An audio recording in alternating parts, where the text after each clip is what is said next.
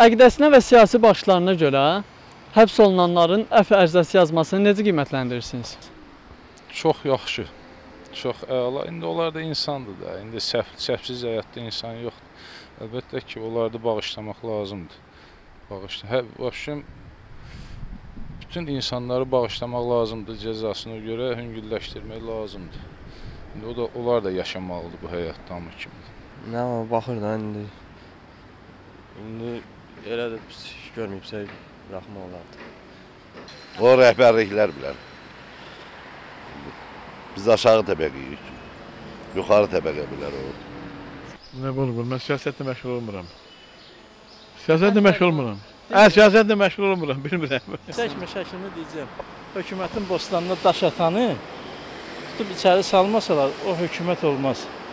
Atanın sözünə qulaq asmayan evladın qulağından tutub vururlar da, düz deyil. Bəs onlar da yəqin qanundan kənar hərəkət eləyir ki, o salırlar, qulağından tutub atırlar içəri, ged ağlın gəlsin üstüvə. Sonra açıb buraxırlar da, əfv eləyir ki, deyir, ağlın gəldi üstüvə, əfv eləyir ki, gəl indi cəmaatla yaşa. Haqqı deyirlərsə, yəqin ki, əfv olunmaqları məsləhətdir. Yəni, birisi cinayət törədir, onu əfv edirlərsə, yəni, siyasi baxışdan baxanda normal olan bir şeydir. Obязательnodır, obязательно.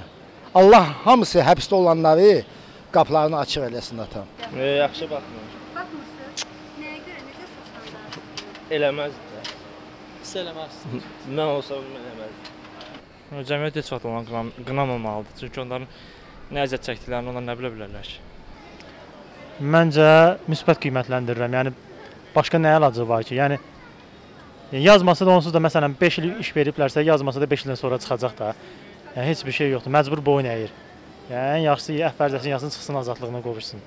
Deməli, mən əfv ərizəsi yazanları qınamaq istəmirəm. Ola bilsin ki, düşdükləri hər hansısa bir şəraitdən asılı olaraq həmin mühit onları buna məcbur edib ki, yazsınlar. Yəni, bu onların heç də burada mübarizəni sonlandırması demək deyil məncə. Yəni, əfv ərizəsi yazıb bu bir taktika da ola bilər ki, çıxdıqdan sonra yerində öz fəaliyyətlərinə davam elətdirsinlər. Mən belə düşünürəm, yəni.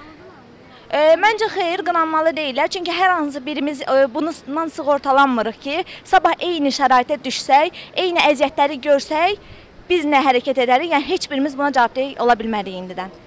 Belə də, əslində onlar da təzyiq edirlər içəridə. Yəni, o demək olar ki, hamı bilir də, təzyiq edirlər qəsdən. Bəzilər məcburən yazırlar, bəzilər dözməyib yazırlar. Yəni, tam qınamaq da olmaz da onlarda. Mən yəni, oraya düşməmişəm, düz deyil. Çöldə adam biraz fərqli danışa bilir. Şəxsən, yəni, indiki fikrimlə mən də atmazdım, bəlkə. Yəni, orada düşüb, yəni, mühit orada biraz başqa cür da. Yəni, çöldə başqa adam deyər ki, mən bunu eləyə bilməzdim, bunu eləməzdim. Amma oraya düşənə biraz vəziyyət başqa cür olur.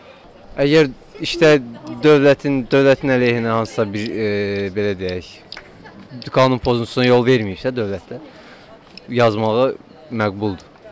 Yox, xeyr, qınanmamalı. Çünki hər halda onlar xalqın hüquqlarını tələb eləyirlər, onlar haqlarını tələb eləyirlər və onlar üstündə bunlar həbsə düşüblər.